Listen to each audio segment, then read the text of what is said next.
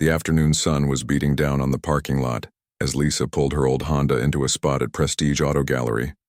She turned off the engine and sat there for a moment, looking at the gleaming showroom through her windshield. The building was all glass and chrome, sparkling clean with luxury cars displayed like pieces of art behind the floor-to-ceiling windows. She glanced down at her outfit.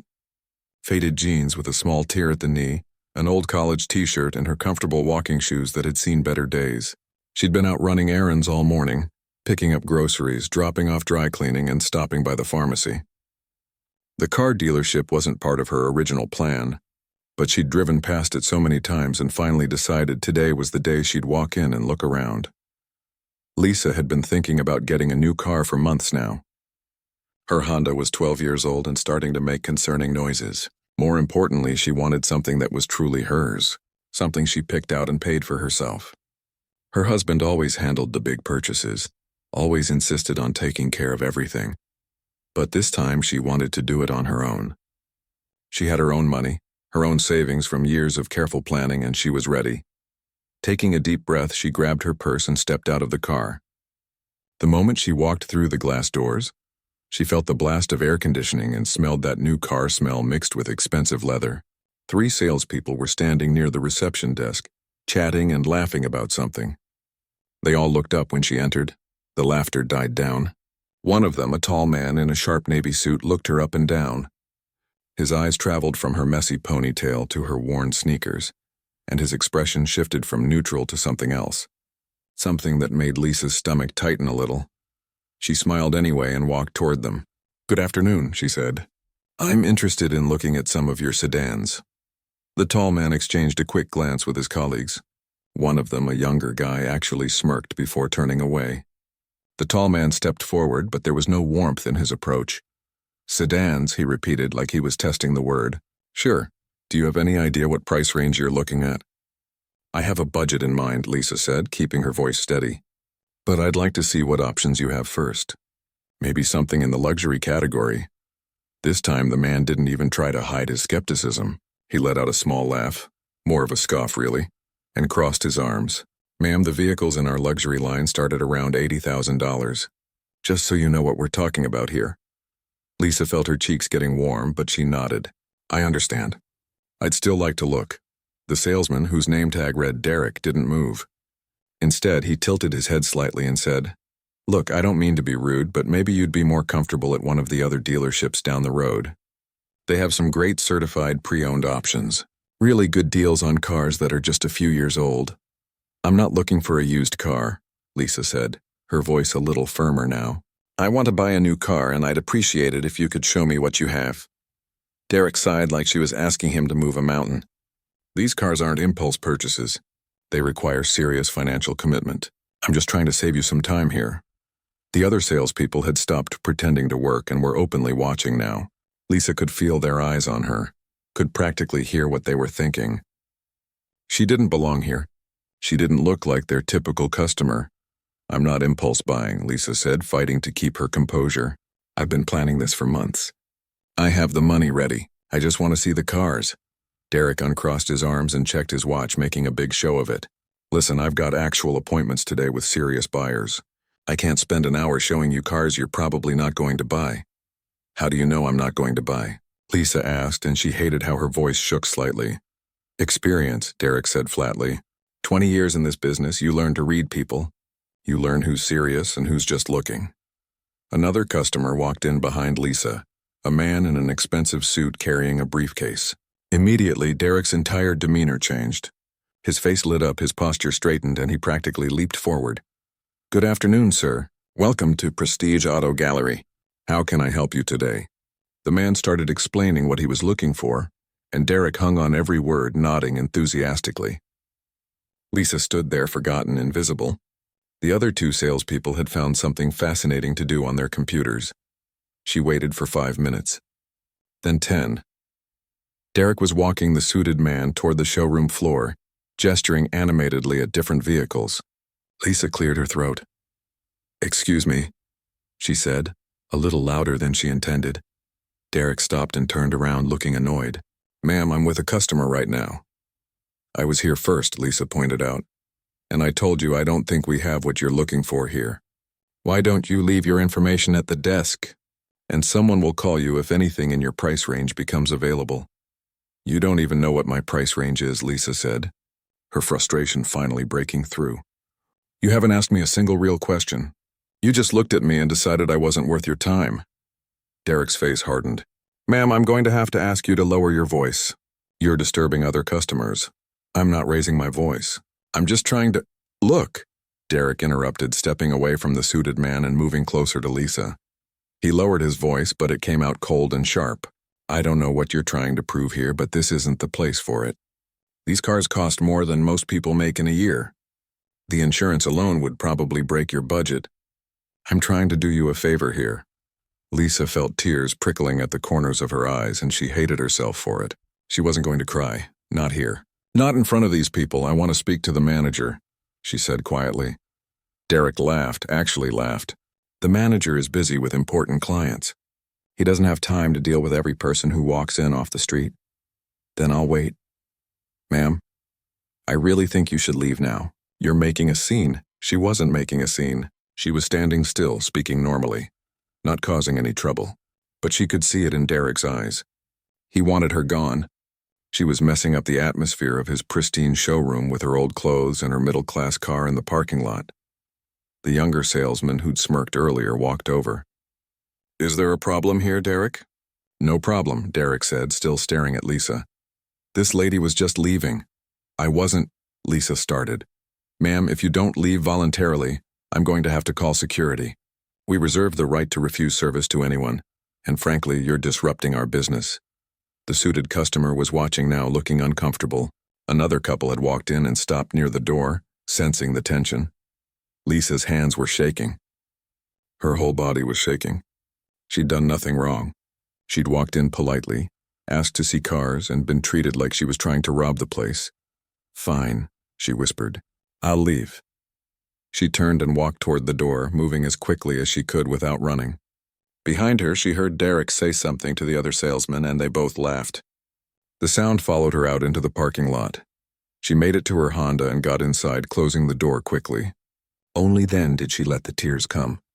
They ran down her face as she gripped the steering wheel, feeling stupid and small and humiliated.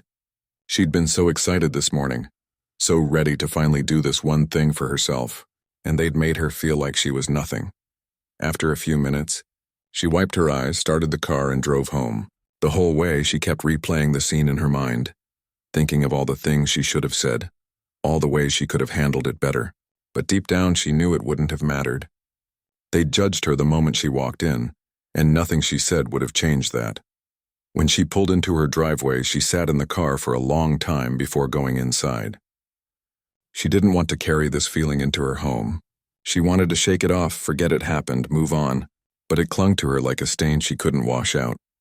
Lisa finally went inside her house around 4 in the afternoon. She set her purse on the kitchen counter and stood there for a moment, still feeling the weight of what had happened. The house was quiet, peaceful, exactly the opposite of how she felt inside. She started putting away the groceries she'd bought that morning, moving on autopilot. Milk in the fridge, bread in the pantry, cans in the cupboard. The routine helped calm her mind a little, gave her something to focus on besides the humiliation. Her phone buzzed. A text from her husband, landing in an hour. Can't wait to be home. Miss you. Lisa smiled despite everything. Richard had been in Singapore for a week on business, and she'd missed him terribly. She texted back a heart emoji and went to take a shower, hoping the hot water would wash away the last of the afternoon's ugliness. By 6 o'clock, she heard the garage door opening. She was in the kitchen, pretending to be absorbed in chopping vegetables for dinner, but her heart lifted at the sound of his footsteps. Honey, I'm home, Richard called out, and she could hear the smile in his voice. She turned to see him standing in the doorway, still in his travel clothes, looking tired but happy. He dropped his bag and crossed the kitchen in 3 long steps, wrapping her in a hug that lifted her off her feet slightly. I missed you so much, he said into her hair. I missed you too, she said, and meant it with everything in her. They stayed like that, for a long moment before he pulled back to look at her face. His smile faded a little. You okay? You seem Off. I'm fine, she said automatically. Just tired. How was Singapore? Successful, exhausting. Tell me what's wrong. Nothing's wrong. Really. How about you go change and I'll finish making dinner? Richard studied her face for another moment, then nodded slowly. Okay. But we're talking after dinner. During the meal, Lisa tried to act normal. She asked about his trip, listened to stories about the meetings and the new contracts they'd secured. Richard ran a tech company that had grown far beyond anything they'd imagined when he started it 15 years ago. Back then, they were newlyweds living in a tiny apartment, eating ramen noodles and dreaming about the future. Now they lived in a beautiful house, had more money than they'd ever need, but Lisa had never let it change who she was. She still clipped coupons sometimes, out of habit. Still wore clothes until they wore out.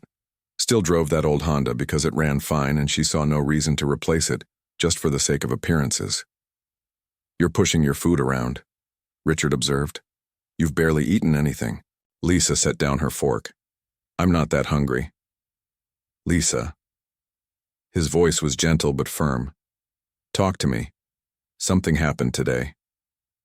She looked at him across the table, this man she'd been with for 17 years, and suddenly all the feelings she'd been pushing down came rushing back up. Her eyes filled with tears.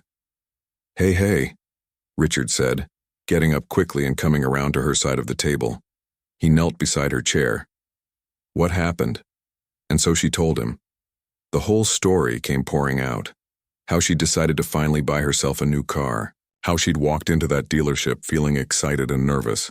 How Derek had looked at her like she was garbage. How they'd treated her like she was wasting their time, like she didn't belong there, like she wasn't good enough to even look at their cars. He literally told me to leave, she said, wiping her eyes with her napkin. In front of other customers, like I was some kind of troublemaker. And Richard, I wasn't doing anything wrong. I was just standing there asking to see cars, that's all. Richard's jaw was tight, a muscle jumping near his ear. She recognized that look. He was angry, really angry, but keeping it controlled. What dealership? He asked quietly. It doesn't matter. Lisa, what dealership? She sighed. Prestige Auto Gallery. The one on Riverside Drive. Richard stood up and pulled out his phone. I'm calling them right now. No, Lisa said, grabbing his arm. Please don't. It'll just make it worse. They'll know I complained to my husband, and it'll be even more embarrassing. You have nothing to be embarrassed about. I know that in my head, Lisa said. But it doesn't change how I feel. They made me feel small, Richard. They made me feel like I was nothing. And I hate that I let them do that. Richard sat down in the chair next to her and took her hands. You didn't let them do anything. They chose to be terrible people. That's on them, not you. I just wanted to do this myself, Lisa said softly. I wanted to walk in, pick out a car I liked, and buy it with my own money. I wanted to feel independent. You know? I love that you take care of everything, I really do, but sometimes I need to do things on my own. Does that make sense? Of course it makes sense, Richard said. You're one of the most capable people I know. You should be able to walk into any store, any dealership, anywhere, and be treated with respect. The fact that they didn't do that says everything about them and nothing about you. Lisa leaned her head on his shoulder. I feel so stupid for crying about this. You're not stupid. You're human. Someone treated you badly and it hurt. That's normal. They sat there quietly for a few minutes. Then Richard said, I want to do something about this. What can you do? They have the right to refuse service or whatever. They do. But they don't have the right to humiliate people. And I guarantee you're not the first person they've treated this way. Think about how many other people walked in there, got judged by their appearance, and left feeling exactly how you're feeling right now. Lisa lifted her head. What are you thinking? Richard had that look in his eyes, the one he got when he was solving a problem. I'm thinking that sometimes people need to learn lessons, and I'm thinking that I have some resources they don't know about. Richard, I don't want you to get revenge or anything. That's not who we are. It's not revenge, he said. It's education. Sometimes people don't realize how their actions affect others until they see it from a different perspective. What does that mean? He smiled, but it wasn't his usual warm smile. It was something else. Something that reminded her that her sweet, kind husband could also be incredibly strategic when he needed to be. Let me handle it. Trust me? Lisa hesitated. I don't want anyone to get fired. I mean, Derek was awful, but I don't want to ruin someone's life over this. I'm not going to ruin anyone's life, Richard assured her. But I am going to make sure they understand what they did wrong, and hopefully make sure they don't do it to anyone else. Okay, Lisa said finally. But promise me you won't do anything crazy. Define crazy, Richard. He laughed and kissed her forehead. I promise, no craziness, just a small lesson in customer service and human decency. After dinner, Richard disappeared into his home office. Lisa could hear him making phone calls, his voice low and serious. She tried to watch TV but couldn't focus. Part of her was curious about what he was planning. Part of her just wanted to forget the whole thing. Around 10 o'clock, Richard came back into the living room and sat next to her on the couch. Okay, it's all set. What's all set? Tomorrow morning I'm going to pay a visit to Prestige Auto Gallery, but they're not going to know I'm your husband. Lisa sat up straighter. What are you going to do? I'm going to walk in looking like someone they'll actually want to talk to, and I'm going to see firsthand how they treat people they think are worth their time. Then at the right moment, I'm going to have a conversation with the manager about customer service standards. That's it? That's it. Well, mostly. I've also arranged to have some footage from yesterday. Their parking lot has security cameras, and I know someone who can access those records legally. I want to be able to show them exactly what happened, so they can't deny it or downplay it. Lisa didn't even want to know who Richard knew that could arrange something like that. Her husband had connections she sometimes forgot about. And then what? She asked. And then I'm going to give them a choice. They can either take this seriously, make real changes, and treat it as a learning opportunity, or they can dismiss it. And I'll make sure every single person I know in this city knows how they treat customers who don't look wealthy enough. That sounds a little like revenge, Lisa pointed out. It's consequences, Richard corrected. There's a difference. I'm not trying to destroy their business. I'm trying to make it better. But they need to understand that actions have consequences. And treating people badly is not just wrong. It's also bad business. Lisa thought about it, about Derek's smirk, about the laughter that followed her out the door, about all the other people who might walk in there tomorrow or next week or next month and face the same humiliation. Okay, she said, do it. But please be careful. Don't let them make you angry. Stay calm. Always, Richard said. He pulled her closer. And Lisa? Tomorrow, after I'm done there, we're going somewhere else, a better dealership, and you're going to pick out any car you want, and you're going to buy it yourself, exactly like you planned. Deal? Deal, Lisa said. And for the first time since the afternoon, she felt a little bit better. That night, as she lay in bed next to Richard, listening to his steady breathing as he slept, Lisa thought about the next day. She wasn't sure exactly what Richard had planned, but she trusted him. He'd always had a way of making things right without being cruel about it. She thought about Derek and wondered if he had any idea what was coming. Probably not. People like him never expected consequences. They went through life making others feel small and never thinking about it twice. Tomorrow he was going to think about it. Tomorrow he was going to see things from a different angle. And maybe, just maybe, he'd treat the next person who walked through those doors with a little more respect. Lisa closed her eyes and finally fell asleep, feeling like maybe something good could come from something bad after all. The next morning, Lisa woke up to find Richard already dressed. Not in his usual casual Saturday clothes, but in one of his best suits. The charcoal gray one he wore to important meetings. His shoes were polished to a mirror shine.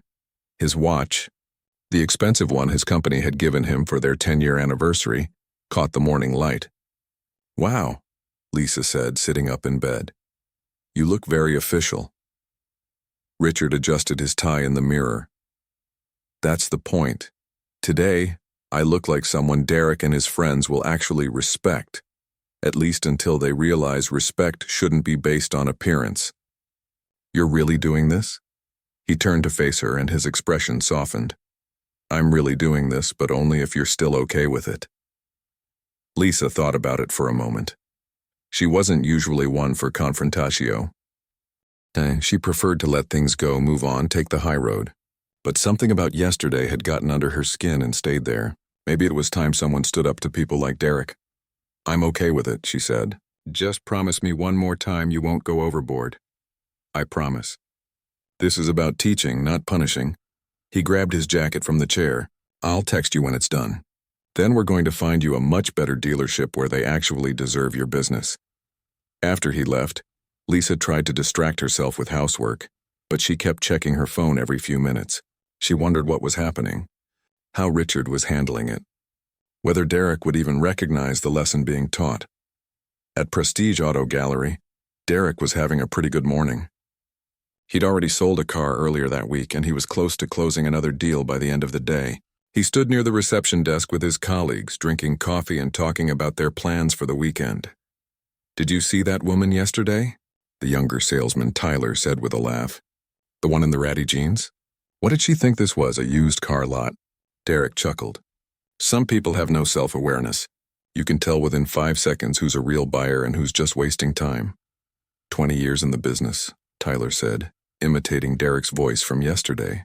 They both laughed. Then the front door opened, and every salesperson in the room straightened up immediately. A black Rolls-Royce had pulled up right in front of the showroom, taking up 2 spaces like it owned the place. A man stepped out, and even from inside they could see the quality of everything about him. The suit probably cost more than most people's monthly rent. The watch on his wrist could have been a down payment on a house. Derek nearly knocked over his coffee in his rush to be the first one at the door. Good morning, sir, Derek called out as Richard walked in. Welcome to Prestige Auto Gallery. I'm Derek, and I'll be happy to assist you today. Richard smiled pleasantly. Good morning. I'm interested in purchasing several vehicles, actually, for my company's executive team. Derek's eyes lit up. This was the kind of sale that could make his whole month. Several vehicles? Excellent. We have an outstanding selection. Please come with me. Can I offer you some coffee? Water? Anything at all? Coffee would be nice, Richard said. Tyler. Derek snapped his fingers. Coffee for our guest. The good stuff, not the regular pot. Tyler scrambled off while Derek led Richard toward the showroom floor. The difference from yesterday was stunning. Derek was all smiles, all attention, hanging on Richard's every word. So tell me about your company, Derek said. What industry are you in? Technology, Richard said simply. We've been expanding rapidly and I need to upgrade our executive fleet. I'm thinking 4, maybe 5 vehicles to start. Derek was practically salivating. Wonderful. Our luxury sedan line would be perfect for executives. Very professional, very impressive. May I ask what your budget looks like? Budget isn't really a concern, Richard said casually. I'm more interested in quality and service. The vehicles themselves I can see anywhere, but I need to know I'm working with a dealership that values its customers. Oh, absolutely, Derek assured him. We pride ourselves on our customer service. Every client who walks through that door is treated with the utmost respect and professionalism. Every client? Richard asked. Every single one, Derek said firmly. We don't discriminate. We believe everyone deserves the best service possible. That's good to hear, Richard said, because I've heard some concerning things about this dealership. Derek's smile faltered just a little. Concerning things? I assure you, sir, we have an excellent reputation. Do you? Richard stopped walking and turned to face Derek directly. Because I heard that yesterday, a woman came in here wanting to purchase a vehicle and she was treated very poorly. In fact, I heard she was asked to leave. Derek's face went pale. I don't know what you're referring to. Really? Because from what I understand, you were the one who asked her to leave. Something about her not looking like she could afford anything here? Sir, I think there's been a misunderstanding. Is your manager available? Richard asked, his voice still calm but with an edge to it now. I'd like to speak with him. Derek swallowed hard. Of course. Let me get him for you right away. He practically ran to the back office and Richard could hear urgent whispers. A moment later, a man in his 50s emerged, wearing an expensive suit and a practiced smile. This must be Robert, the manager. Good morning, sir, Robert said, extending his hand. I'm Robert Chen, the manager here. I understand there might be some concern? Richard shook his hand. There is. Do you have somewhere private we can talk? This involves your business practices, and I don't think you'll want this conversation happening on your showroom floor. Robert's smile was looking more strained now, but he nodded. Of course. Please come to my office. They walked past Derek, who looked like he wanted to disappear into the floor. Tyler was frozen near the coffee station, holding a cup he'd forgotten to deliver. The other salespeople were trying very hard to look busy, while obviously listening to everything. In Robert's office, Richard didn't sit down right away.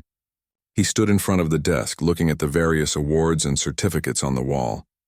Impressive, he said. Customer Service Excellence Award. Top dealer in the region. These mean something to you? Of course, Robert said carefully. We work very hard to maintain our reputation.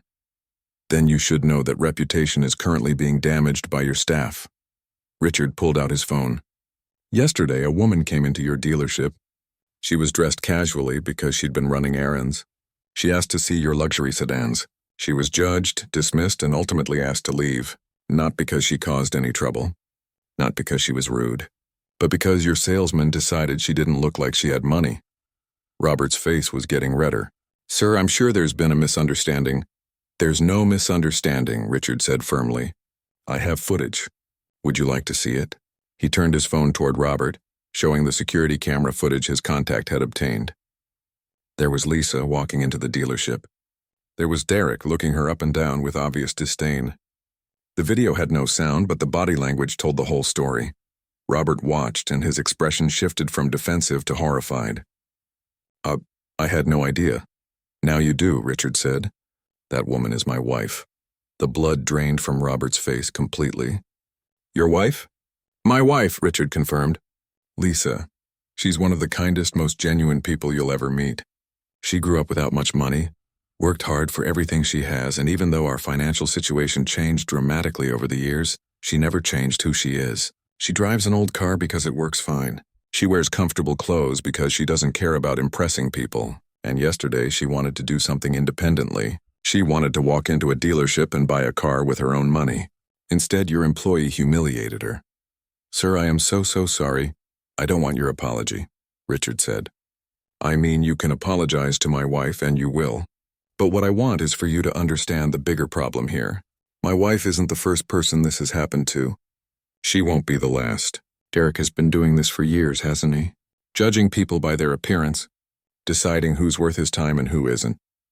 Robert opened his mouth, closed it, then said quietly, I'll fire him immediately. No, Richard said, surprising him. I don't want him fired. I want him educated. I want your entire staff educated. Because firing Derek doesn't solve the problem if the culture remains the same. What do you suggest? Richard finally sat down. I suggest you implement real customer service training. Not just a video they watch once and forget. Real training that teaches your staff to treat every person who walks through that door with respect. I suggest you create a system where customers can report bad experiences without fear of being dismissed. And I suggest you take a hard look at your hiring and management practices, because this kind of attitude doesn't develop in a vacuum. Robert nodded slowly, taking notes. You're absolutely right. This is unacceptable. It goes against everything I thought this dealership stood for. Did you really not know this was happening? Richard asked. Or did you just not pay attention? The question hung in the air for a moment. Robert looked down at his desk. I think I didn't want to see it. Derek brings in good numbers. He's been here a long time. I trusted him to handle things professionally. That's not an excuse, I know. As the manager, I should have been more aware. Yes, you should have, Richard agreed. But you can start being aware now. There was a knock on the door. Derek stood there looking terrified. You wanted to see me? Come in, Robert said heavily. Close the door. Derek stepped inside, his eyes darting between Robert and Richard. He clearly knew something was very wrong, but didn't know exactly what yet. Derek, Robert said, do you remember a woman who came in yesterday? Casual clothes, wanted to look at luxury sedans? Derek's face went white. Yes. This is her husband, Robert said simply. Derek looked at Richard and recognition slowly dawned on his face. Then horror. Then panic. Oh my God, sir, I didn't know. That's exactly the problem, Richard said, standing up. You didn't know. You didn't ask. You took one look at my wife and you decided she wasn't worth your time. You were rude, dismissive, and you humiliated her in front of other customers. And the worst part? I bet you didn't think twice about it afterward. Derek's mouth opened and closed like a fish. I'm sorry. I'm so sorry. If you had known she was married to someone wealthy, you would have treated her differently, Richard finished. That's not how it should work, Derek. Every person who walks through that door deserves respect. The single mom saving up to buy her first new car. The young professional just starting out. The retiree on a fixed income, everyone. Not just the people who look like they can afford it. Derek stood in Robert's office, his face the color of old newspaper. He opened his mouth several times, but no words came out. Richard watched him struggle, feeling a mixture of anger and something else. Maybe pity, maybe just sadness that someone could go through life treating people this way and never realize the damage they were doing. I have a question for you, Richard said finally. How many people have you treated like this? How many customers have walked in, been judged by you, and left without ever getting a fair chance? Derek's voice came out as barely a whisper. I don't know. Take a guess. I don't know. I wasn't trying to. You weren't trying to what? Be cruel? Maybe not. But you were lazy. You made assumptions. You decided that your time was too valuable to waste on someone who didn't look rich enough. And in doing that, you didn't just cost yourself potential sales. You hurt people. You made them feel small and worthless. Do you understand that? Derek nodded, his eyes glistening. I understand. I'm sorry. I'm so sorry. Robert cleared his throat. Derek, you're one of our top salesmen. You've been with us for a long time. But this behavior is completely unacceptable. I should fire you right now. Derek's breath hitched. Please don't. I need this job. I have a family, a mortgage, and my wife needed respect, Richard cut in. She needed to be treated like a human being. Did you think about that yesterday? No, Derek admitted. I didn't. I just saw someone who didn't look like they'd buy anything, and I wanted them to leave so I could focus on people who would. People who looked like they would, Richard corrected. You had no idea what my wife's financial situation was. You didn't ask. You didn't try to find out. You just judged a book by its cover and decided it wasn't worth reading. Robert was writing notes furiously. Derek, you're not fired. Not yet, but you're on probation, and you're going to undergo extensive customer service retraining. So is everyone else on this floor. If I ever hear of anything like this happening again, you're done. Do you understand? Yes, sir, Derek said quickly. Thank you. I'll do better. I promise. Don't promise me, Richard said. Promise every customer who walks through that door from now on. Promise the single mom in her work uniform. Promise the college kid who saved up for months. Promise the elderly man who just wants to be treated with dignity. They're the ones who matter. Derek nodded, wiping at his eyes. He looked genuinely shaken. Richard hoped that meant something would actually change. There's one more thing, Richard said. You're going to apologize to my wife. In person. Today. And it's going to be a real apology, not just words you think I want to hear. You're going to mean it. I will, Derek said. I do mean it. I'm so sorry for what I did, Robert stood up. Derek, go back to the floor. Tell Tyler and the others that we're having a mandatory staff meeting on Monday morning. Everyone needs to be there. After Derek left, Robert turned to Richard. I can't thank you enough for bringing this to my attention. Well, I suppose thank you isn't the right phrase given the circumstances, but you could have just taken your business elsewhere and told everyone you know to avoid us. Instead, you're giving us a chance to fix this. I'm not doing it for you, Richard said honestly. I'm doing it because my wife is right. Getting revenge doesn't help anyone. But creating change? That might help the next person who walks through your doors. What about the vehicles you mentioned? For your executive team? Richard smiled slightly. That part was true, actually. My company is expanding and we do need new vehicles. But I'm not buying them here, not yet. If I come back in 6 months and see real change, if I hear from other customers that things are different, then maybe we can talk business. Until then, you haven't earned it. Robert nodded slowly. That's more than fair. I want to see your training program before you implement it, Richard added. I want to make sure it actually addresses these issues and isn't just some generic seminar about smiling more. Of course. I'll have something put together by next week. Good. Richard stood up. Now, if you'll excuse me, I need to go pick up my wife. We have a car to buy. From a dealership that actually deserves her business. As Richard walked through the showroom toward the exit, every employee watched him. Their faces showed various degrees of shock, shame, and worry. Derek stood near his desk, staring at the floor. Tyler was at his computer, but his hands weren't moving. The whole atmosphere had changed. Richard paused at the door and turned back. The entire staff was still watching him. "Let me tell you something," he said, his voice carrying across the room. "Money doesn't make someone valuable. Character does. Kindness does. Treating people with dignity does. My wife has more class in her worn-out sneakers than some people have in their entire designer wardrobe. The next time any of you are tempted to judge someone by their appearance, remember this moment. Remember that you have no idea who someone is or what they're capable of just by looking at them." He left them with that, walking out into the morning sunshine and getting back into the Rolls-Royce. It wasn't even his car, actually. He'd borrowed it from a friend specifically for this purpose. His own car was a nice sedan, comfortable and practical.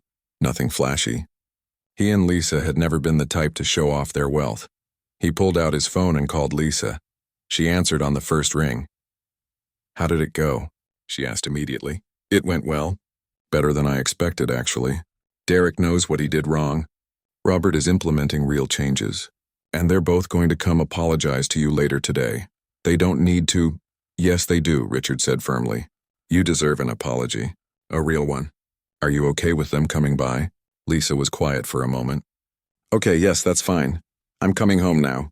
Then we're going to find you the perfect car at a place that will treat you the way you deserve to be treated." "Richard?" "Yeah, thank you. Not just for today, but for always making me feel valued."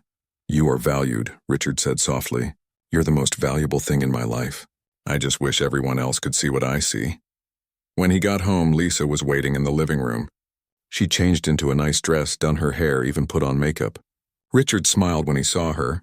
"You didn't have to dress up," he said. "I know. But I want to feel confident when they get here." "Is that silly?" "It's not silly at all." He kissed her forehead. "You want to be ready before they arrive?"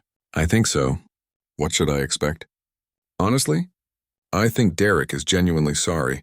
Scared too, which he should be. But I think the fear might actually lead to real change. As for Robert, he seemed shocked that this had been happening under his nose. Whether that's genuine ignorance or willful blindness, I'm not sure, but he's committed to fixing it." They sat together on the couch, waiting. Richard held her hand, and they didn't need to talk. Sometimes silence was enough.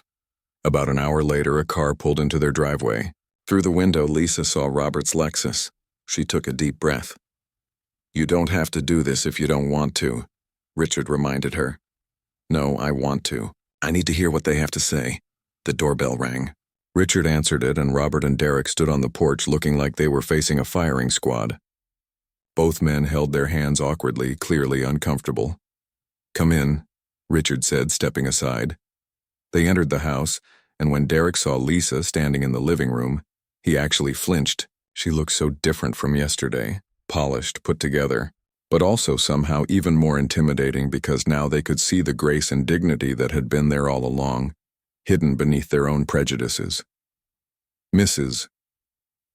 Robert started, then paused. "I'm sorry, I don't even know your last name." "Lisa Mitchell," she said quietly. "Mrs. Mitchell," Robert began again. "I came here today to offer you the sincerest apology. What happened in my dealership yesterday was inexcusable. You were treated with disrespect and prejudice, and as the manager, I take full responsibility for the culture that allowed that to happen." Lisa nodded, waiting.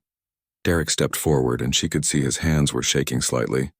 "Mrs. Mitchell, I don't know if you can forgive me for how I treated you. I was rude, dismissive, and cruel. I made assumptions about you based on how you were dressed, and I was completely wrong. Not just wrong about your financial situation, but wrong to treat anyone that way regardless of their circumstances." "Why did you do it?" Lisa asked. It was the first time she'd spoken directly to him. Derek looked at the floor. "Honestly, laziness, arrogance. I've been in sales for 20 years, and somewhere along the way I convinced myself I could tell who was serious and who wasn't just by looking at them. I started taking shortcuts. If someone didn't look like they had money, I decided they weren't worth my time. Me. I'm ashamed to admit how many people I probably treated that way. And you never thought about how they felt? Lisa asked. No, Derek admitted. I didn't. I should have, but I didn't. I was focused on my sales numbers, my commission, my success. I forgot that every person who walks through that door is a human being with feelings and dignity. Lisa was quiet for a long moment. Richard watched her, ready to step in if she needed him, but letting her handle this her way. I accept your apology, Lisa said finally. But Derek, this can't just be words. You have to actually change, not because you're afraid of losing your job, and not because you might miss out on a big sale. You have to change because it's the right thing to do. I will, Derek said, and there were tears in his eyes now. I promise you I will, Robert spoke up again. Mrs. Mitchell, I'd like to invite you back to the dealership. At your convenience, of course. Any vehicle you want, any price range, and I'll personally ensure you receive the best service possible. I appreciate that, Lisa said. But I don't think I'll be coming back. Not because I'm holding a grudge, but because I've lost trust in your dealership. Trust isn't something you can just apologize your way back into. It has to be rebuilt over time. Robert nodded, looking disappointed but understanding. I respect that. But if you ever change your mind or if you hear that we've made real improvements, please know you'd be welcome.